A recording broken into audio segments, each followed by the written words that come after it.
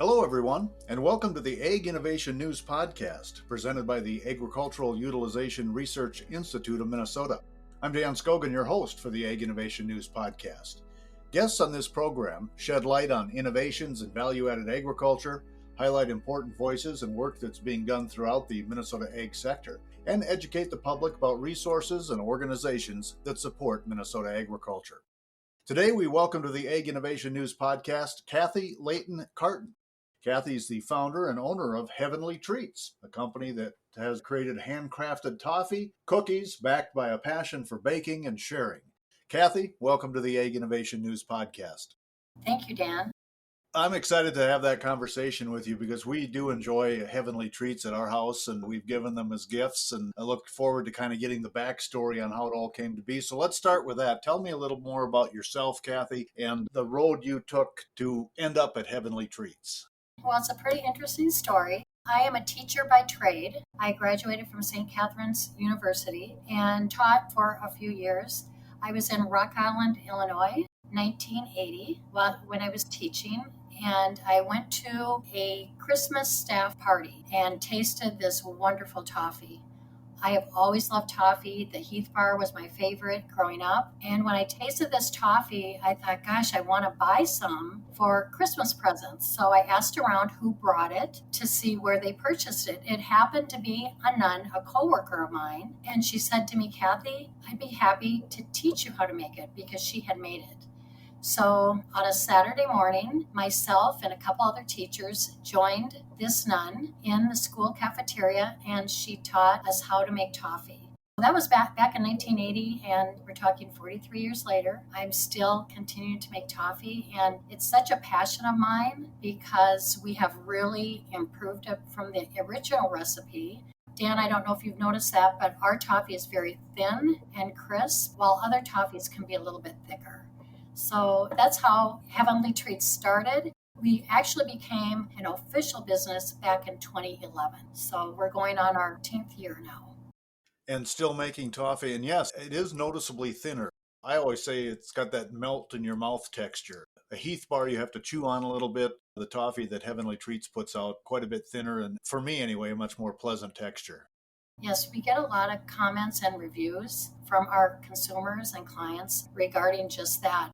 Any age can eat this toffee. As we get older, we're a bit more careful about what we bite into. And I tell people any age can eat this toffee. It's an old time candy, and I really want people to enjoy it up to really the very end. We're really excited about our product. Kathy, I don't know if you purposely left anything out on your background, but no food production training, no food background training. This was just something that you developed a passion for after tasting the toffee? Exactly. I don't have any food training. I've just started making toffee and improving on the recipe, and we got into flavors and don't have any educational background in that. But on many years of doing this, I've met a lot of people, and those contacts, we all help each other. So if we have questions, we're very supportive. No educational background with food. Let me ask you this then. How have you found it to navigate through that process to put something on a store shelf? I knew I had a good product. And I knew that by going to events and just listening to the people that tried our samples. We eventually got a website, and people would order, and then we would get repeat orders. So I knew we had a good product, so I did start approaching some of the grocery stores, little gift shops, and they also sampled it. So that's what I did. I just went in by myself and contacted. So you were kind of a one-man cook, bottle washer. You drove the bus, you went and sold the product. Has that changed in the company's structure now? Is the business model different? Do you have more people on board? I do have a few more people on board. We're a very small business. We like to take it slow and steady with our business, and that's what we've been doing over the years. My husband has gotten more involved in it, so he does more of the financial end, the invoicing, keeping track of all that, because I discovered over the years you can't do it all. So you need to find people that know a certain area of the business better than you do. And that's what I've done. So he's on board. I also have learned how to hire people that are about as passionate as I am about the company. And that's been really, really important and helpful. So I'm still in the kitchen. I'm in the kitchen with my women that help me, and we have fun. If you go to the website, and I would encourage people to do that, and we're going to give that near the end of our podcast today, but I see you're also doing cookies, and you're taking some of the 2 small chunks of toffee and adding them to the cookies now. So you are continuing to innovate and experiment a little bit at Heavenly Treats, aren't you? Oh, absolutely. And I don't know if you've tasted our cookie, Dan, but over the years we were making this toffee and pieces, small tidbits would break off, and I don't like to waste anything. So we developed a cookie many, many years ago, and it's a fabulous toffee cookie made with the milk and dark chocolate tidbits. And really, the cookie is becoming as popular as the toffee is. When we go to our events, we do a lot of events in the Twin City area, actually. They sell as well as the toffee does. And where do these recipes come from, Kathy? Have they been developed? Have they been purchased? Do you have people researching for you? How's your product developed? I developed the cookie recipe many, many years ago just by having kind of a basic chocolate chip cookie recipe, I guess. But then I improvised it by adding my toffee and some other things as well into the cookie. And the toffee recipe, of course, came from the nun. I had never made toffee before in my life. What we did over the years is we've improvised that too as well, creating flavors of toffee. You know, it all started with the milk chocolate back in 1980, and then developed a dark chocolate toffee. And now we're up to 6 different flavors. Of toffee and cookies? Of toffee, yes. Well, tell me more about that. What other flavors do you offer? The most popular flavors are the milk chocolate and dark chocolate toffee. We have a coffee mocha toffee. We have a peanut butter toffee. We have peppermint toffee and also an orange twist toffee. They're all wonderful. When we do events, we have samples of all 6 flavors, and they all sell really, really well. Consumers and listeners to this program oftentimes are interested in where you source your ingredients from on food products. Are you able to buy some of this stuff locally that goes into your Heavenly Treats? I buy it all locally within the state of Minnesota for sure. Are they entrepreneurs and small businesses too, or are they larger corporations that offer your ingredients? Larger corporations, actually. I want to talk a little bit more about where we can find them and what else is on the horizon for Heavenly Treats, but I want to remind our listeners, first of all, that today we're visiting with Kathy Leighton Carton. Kathy is the founder and the owner of Heavenly Treats, a company that has created handcrafted toffee, cookies, and it's all backed up by a passion for baking and sharing. Kathy has been kind enough to join us today on the Ag Innovation News podcast. So, Kathy, let's move to the next step. You've talked about how distributors and stores and consumers have kind of been your testing ground. Tell me a little about that history with the people that are eating your product and telling you whether or not it's a good product. What has that process been like? I knew from the beginning that we had a good product because our toffee sets us apart from any other toffee you would come in contact with. And the reason I knew that is when we would go to events or I'd give it out as a gift to people, they were kind of blown away by how it tasted because they were expecting a really thick piece of candy to bite into. And like you said, Dan, it pretty much just melts in your mouth. We really enjoy going to events because there are people that will come by our booth and say, oh, I don't like toffee. We try to convince them to try our toffee. And once they do, they realize this is not like other toffee. It's very delicate, crisp. It's very easy to eat. We've gotten a lot of good feedback. For the food entrepreneurs that are listening to our Ag Innovation News podcast today, what didn't work for you? Were there some moments where you had to make pivots and try different things? What went wrong? Oh gosh, I guess maybe when we were experimenting with trying different flavors of our toffee. We've tried other flavors besides the 6 that we've developed so far. There's definitely trial and error, but we just kind of keep at it. I guess I'm very particular of how a product should taste. So I'm not going to put it out there unless I know it's really, really good.